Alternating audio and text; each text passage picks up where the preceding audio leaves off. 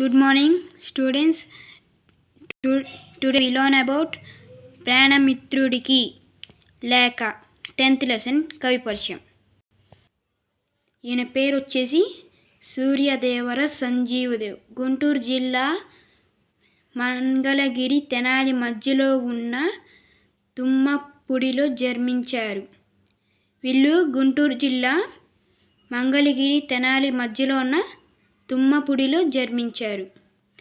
వీరి కవి అంటే మామూలుగా కవి, రచయిత అంటే రాస్తాం, శాస్త్రవేత్త అంటే సైంటిస్ట్, చిత్రకారుడు చిత్రాలు గీసేవాడు, తెగిన జ్ఞాపకాలు ఇవన్నీ రచనలు. ఇంకా తెగిన జ్ఞాపకాలు, రసిరేఖ, దీప్తిధార, కాంతిమాయ, రూపరూపాలు వంటి రచనలు చేశారు. ఈయన సంజీవదేవ్ 14 భాషలు చదవగలరు, రాయగలరు. ప్రస్తుత అంటే ఇప్పుడు మనం చదువుతున్న పాఠ్యభాగం లేఖలో సంజీవదేవ్ రచనలోనిది.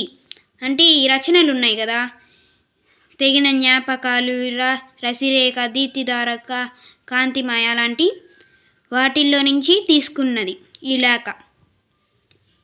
అంటే మనకి కవి ఫోటోలో ఉన్నాడు కదా, ఆయనే. ఈయన ఎప్పుడు పుట్టాడు? 3/7/1914 పుట్టాడు. 25/8/1999 మరణించారు.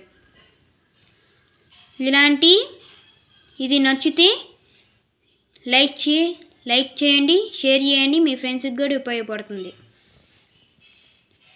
ఇంకా ఏమైనా డౌట్స్ ఉంటే కామెంట్ పెట్టండి, నేను తీర్చడానికి ప్రయత్నిస్తాను.